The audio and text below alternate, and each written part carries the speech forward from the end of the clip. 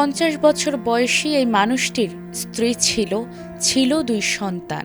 কিন্তু জীবনের সবচেয়ে কঠিন মুহূর্তে তার ভাগ্যে জোটেনি পরিবারের একটুখানি সহচর্য। এমনকি মৃত্যুর পর শেষ বিদায়ের সময়টুকুতেও তাকে গ্রহণ করল না আপনজনরা। ব্রাহ্মণবাড়িয়া জেনারেল হাসপাতালের মর্গে 5 দিন ধরে পড়ে থাকা খোকন মিয়ার নিথর দেহটি যেন মানবিকতার দেয়ালে এক বিশাল প্রশ্নচিহ্ন এঁকে দিয়ে গেছে। রক্তের টান কি তবে শুধুই কথার কথা? সম্পর্কের মায়ার চেয়েও কি বড় হয়ে দাঁড়ালো অসুস্থতার দায়? গুরুতর সংক্রমণ সেলুলাইটিস নিয়ে যখন তিনি হাসপাতালের বিছানায় যন্ত্রণায় কাতরাচ্ছিলেন, তখন পুলিশ তার পরিচয় নিশ্চিত করে পরিবারকে জানালেও মেলেনি কোনো সাড়া। সাফ জানিয়ে দেয়া হয়েছিল তারা কোনো দায়িত্ব নিতে পারবেন না। 30 এপ্রিল শেষ নিঃশ্বাস ত্যাগ করার পর দীর্ঘ 6টি দিন তিনি মর্গের হিমশীতল আধারে পড়েছিলেন, হয়তো শেষবারের মতো প্রিয় কোনো হাতের স্পর্শ বা পরিচিত কোনো কণ্ঠের ডাক শোনার আশায়। কিন্তু কেউ আসেনি।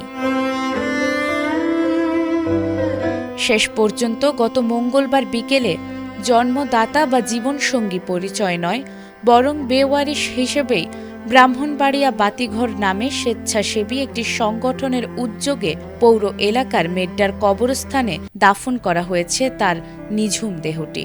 মৃত্যুর পর 5 দিন ধরে পড়ে থাকা বাবার মরদেহ নিতে আসার আশ্বাস দিলেও শেষ পর্যন্ত আসেননি খোকন মিয়ার ছোট ছেলে রানা। পরে মোবাইল ফোনে তিনি জানান, আর অপেক্ষা না করে যেন তার বাবার মরদেহ দাফন করে দেয়া হয়।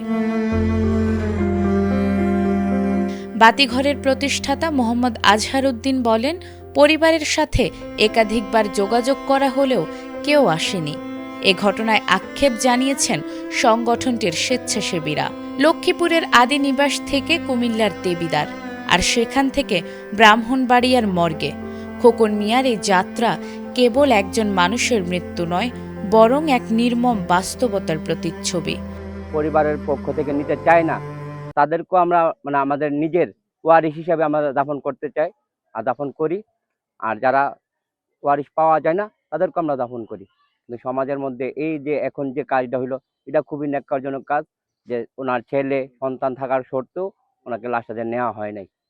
খোকন মিয়ার যে লাশটা, সেটা কিন্তু আমরা বেওয়ারিশ লাশ হিসেবে গণ্য করতে পারছি না, যেহেতু ওনাদের ওয়ারিশ ছিল, ছেলে সন্তান ছিল 2 জন, স্ত্রী ছিল, আত্মীয় স্বজন ছিল। আমরা তাদের সাথে যোগাযোগ করে যেহেতু তাদেরকে পাই নাই, তাদেরকে পাইছি কিন্তু তারা আসতে রাজি না। যেহেতু দেখি যেহেতু ওনার একমাত্র ছেলে, আরেক ছেলে প্রবাসে থাকে, উনি দেখি আসে কিনা। তারপরে আমরা 2 দিন 3 দিন চেষ্টা করার পর আমি 2-3 দিনে ওনার সাথে কথাও বলছি। আরেকদিন ওনার ফোন দিছি যে ভাই আপনার বাবা তো আমরা রাখছি, আমি আমাদের যে ব্রাহ্মণবাড়িয়া বাতিঘর থেকে অ্যাম্বুলেন্স ভাড়া সহ দাফন কাপড় যা লাগে আমরা দিয়ে দিব, আপনি আইসা শুধু আপনার বাবার লাশটা নিয়ে যান। তারপরে আমি আবার রানাকে ফোন দিলাম। রানা ফোন দেওয়ার পরে বললাম যে ভাই আপনি তো আসলেন না। তো ভাই আমি তো আসবো না, ভাই আমি আসতে পারবো না, আপনার দাফন দেওয়া। যেখানে রক্তের সম্পর্কও হার মেনেছে চরম অবহেলার কাছে। আর দিন শেষে প্রশ্ন রয়েই যায়, আমরা মানুষ হয়ে জন্ম নিয়েও মানুষ আর হলাম কই?